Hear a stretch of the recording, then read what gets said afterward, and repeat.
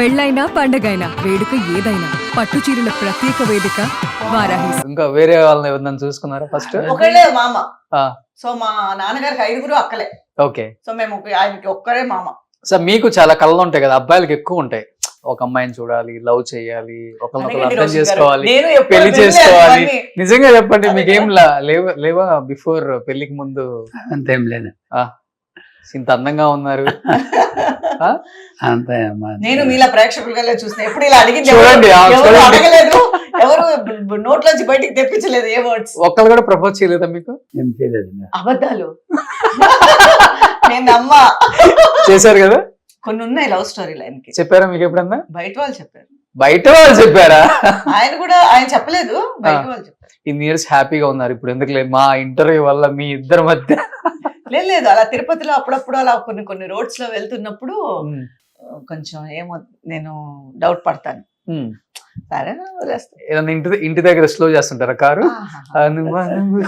ఆయన చాలా తెలివేది, నేను ఉన్నప్పుడు ఎందుకు స్లో చేస్తాను. ఆయన సేఫ్ జోన్ లోనే ఉంటారు ఎప్పుడు. అంతేనా? సో నిజంగా అంటే మీ లైఫ్ లో మీరు ఒక మాట అన్నారు, నా హస్బెండ్ నా అదృష్టం అని చెప్పేసి. ఎందుకంటే పెళ్ళైన తర్వాత అంటే బ్రాహ్మణ్ ఫ్యామిలీలో చాలా రిస్ట్రిక్షన్స్ ఉంటాయి, అండ్ ఫుల్ గా కవర్ చేసుకోవాలి బట్టలతో. అసలు యాక్సెప్ట్ చేయరు అసలు ఇవన్నీ. కూడా అసలు సినిమా అనేది యాక్సెప్ట్ చేయరు ఎవరు. పెళ్ళైన తర్వాత ఇన్ని ఇయర్స్ ఆయన సపోర్ట్ చేయటం, ఆయన వెనకుండి మీకు బ్యాక్ బోన్ లో నిలబడటం నిజంగా ఎందుకు అనిపించింది సార్? అంటే పెళ్ళైన తర్వాత ఆపకూడదు, తనకి ఇంట్రెస్ట్ ఉన్న వాళ్ళ అభిరుచి మనం ఎవరైనా ఆపేదానికి. పెళ్లి చేసుకున్నాక వాళ్ళ ఏదో ఇప్పుడు ఎంతో మంది వెతుక్కొని వెళ్తారు, మాకు వెతుక్కోకనే అదృష్టం కలిసి వచ్చింది. వాళ్ళ అభివృద్ధి మనం ఎవరు నిలిపేది? ఓకే, మనకేమి రైట్స్ ఉంది? ఓకే, వాళ్ళ ఫీల్డ్లో వాళ్ళు పోవచ్చు. మా బాబు ఉన్నాడు, ఎన్ని మాటలు పిలిచినా వాడు రాలేదు సినిమా దీనికి, ఎప్పుడు రాలేదు. మేము అట్లా ఒకసారి 2 మాటలు పిలిచి మనకు పిలవలేదు. మొన్న వచ్చాడు ఫంక్షన్ కి, అంతే అవార్డు ఫంక్షన్ కి ఫస్ట్ టైం. ఇప్పుడు బెస్ట్ మదర్ అవార్డు తీసుకున్నా లాస్ట్ వీక్. ఓకే, తమిళ్లో. కాకపోతే మా సిస్టర్ మా కొడుకును కూడా యాక్ట్ చేయించింది చిన్నప్పుడు. ఈ సినిమా అదేదో ఒక సినిమాలో పొన్నువీటి కారణం అని చెప్పి తమిళ సినిమాలో వాసు గారి డైరెక్షన్ లో చిన్న పిల్లగాడు. మా సిస్టర్ ప్రోద్బలంతో వాళ్ళు పిలుచుకుపోయారు. ఓకే, అంతేగాని మళ్ళీ మా వాడు పక్క వెళ్ళలేదు. ఓకే.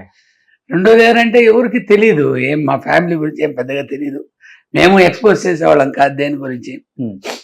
రెండోది ఏంటంటే మేము ఎక్కడికి పోయేవాళ్ళం కాదు, మా డ్యూటీ మాదిరి వర్క్, సాయంత్రం ఇంటికి రావడం, బయట పార్టీలు గిట్టిలకి ఎక్కడికి వెళ్ళేవాళ్ళం కాదు. ఓకే, మాకు దీనికే టైం సరిపోతుంది. ఇంకా మనం సో బయట మీనా గారి హస్బెండ్ అనగానే ప్రౌడ్ గా ఫీల్ అవుతుంటారా? 90% మీనా గారి హస్బెండ్ అనేది తెలియదు, మీనా గారి బావ అనేది తెలుసు అంతే. ఓకే, ఇప్పటికి బావని ఫిక్స్ అయిపోయారా? అట్లా సో హస్బెండ్ ని బావని కూడా పిలుస్తారు ఆంధ్రాలో. అలాగే హస్బెండ్ అవ్వాలని రూల్ లేదుగా, బావ అనేది హస్బెండ్ గా ఉండాలి రూల్ లేదు కదా. సో మీరు పక్క ఆంధ్ర వాళ్ళు కదండి? చాలా తక్కువ మందికి తెలుసు. మీది ఎక్కడ ప్రాపర్? మా అమ్మమ్మ గారు వాళ్ళది రాజమండ్రి. సో పుట్టింది అక్కడే. మీరు పుట్టింది అక్కడే? అంటే అమ్మమ్మ గారి ఇంట్లోనే కదా, ఆబ్వియస్ గా అమ్మ వెళ్తుంది. ఓకే, అక్కడే పుట్టారు. నాన్నది? నాన్నగారిది కూడా అక్కడే, ఆ పక్కే. సో పక్క రాజమండ్రి అమ్మాయి. ఓ, సో మీది సార్? తిరుపతి. అదే మీ భాష చూస్తేనే అర్థమైపోయింది నాకు. Born and brought Tirupati. వాళ్ళ మొత్తం వాళ్ళ నాన్నగారు వాళ్ళంతా తిరుపతి. ఓకే, సో తర్వాత ఇండస్ట్రీ వల్ల చెన్నైకి వచ్చారు అంతే? ఫస్ట్ వాళ్ళు వచ్చారు, ఇండస్ట్రీ కోసం వాళ్ళు వచ్చారు. ఆ తర్వాత నా ఎంట్రీ.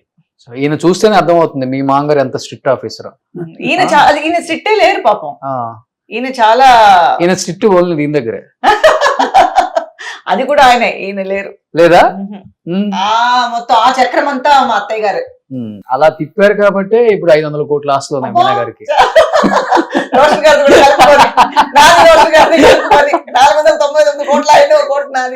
తిరుపతి ఎయిర్పోర్ట్ దిగితే ఇక్కడ నుంచి అక్కడ దాకా మీనా గారిదనే చెప్తారు. చాలా మంది అనుకుంటారు ఆ మీనా గారు అని, కాదండి ఈ మీనా గారిదే. తిరుపతిలో 100 ఎకరాలు మామిడి తోట, ఈయన బిజినెస్ చేస్తారు సార్, అవునా కాదా? అంత లేదండి, ఏదో కొంచెం ఉంది అంతే. సో ప్రాపర్టీస్ అంతా ఎక్కువ ఇన్వెస్ట్మెంట్ అంతా తిరుపతిలోనే పెట్టాను. మంచిది అది. తిరుపతి కూడా ఇప్పుడు హైదరాబాద్ వాళ్ళకి చూసుకోవడానికి అక్కడ ఈజీ, అందుకని తిరుపతి అనేది వాళ్ళకి ఎక్కువ. చెన్నైలో కూడా ఉంది ఇల్లు సైట్. సో మెయిన్ అయితే తిరుపతి. సో మీరు ఉంటాం ఎక్కడండి ఇప్పుడు అసలుకి? చెన్నై. మేము యాక్చువల్ గా మా అత్తయ్య గారు మావయ్య గారు ఉన్నంత వరకు చెన్నైలో ఉన్నాను. Hmm. మా అత్తయ్య గారు ఒక 5 years అయిందా, 3 years. 5 years అయింది, 3-4 years అయింది. ఆ తర్వాత మేము షిఫ్ట్ అయిపోయాం తిరుపతికి. తిరుపతికి షిఫ్ట్ అయిపోయి ఇప్పుడు అక్కడే ఉంటున్నాము. ఇక్కడ ఓన్లీ షూటింగ్ పర్పస్ వస్తున్నాను, చేస్తున్నాను. హైదరాబాద్ ఉంటే హైదరాబాద్ వెళ్తాను. ఇప్పుడు ఆ 60 ఎకరాల మామిడి తోటలోనే ఫామ్ హౌస్ లో ఇల్లు కట్టారా లేకపోతే సపరేట్ కట్టారా? లేదు, తోటలో ఉండేది ఒక చిన్న ఇల్లు, పాత ఇల్లు అలాగే ఉంది. ఓకే. మేము ఇప్పుడు వేరే చోట ఇల్లు కట్టుకున్నాము. ఓకే. అక్కడ ఎలా ఫామ్ లాగా కట్టారా హౌస్ లాగా కట్టారా? హౌస్ లాగా కట్టి, ఓకే. అంటే చుట్టూ ల్యాండ్ ఉంది కొంచెం, అది ఇంకా డెవలప్ చేయాలి. ఇల్లు మాత్రం కట్టుకున్నాము. ఓకే. సో మాకు ఫస్ట్ ఎందుకు ఇల్లు కట్టుకోవాల్సి వచ్చిందంటే ఒక బ్యాంక్ ఇచ్చాము బ్యాంక్కి. సో బ్యాంక్ తో స్టార్ట్ అయిన ఇల్లు అలా అలా బిల్డింగ్ అయిపోయింది. అక్కడ బిల్డింగ్ కట్టుకొని అక్కడే ఉన్నాము. సో అటు ఇటు మొత్తం తిరగడమే సరిపోతుంది.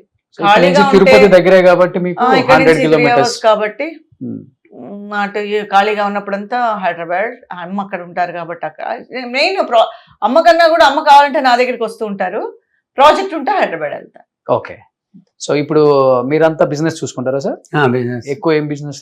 మ్యాంగో. అంతా ఇప్పుడు తిరుపతి అంటేనే ఎర్రచందనం అంటారు వాళ్ళు, దానికి ఫేమస్. పార్ట్ 3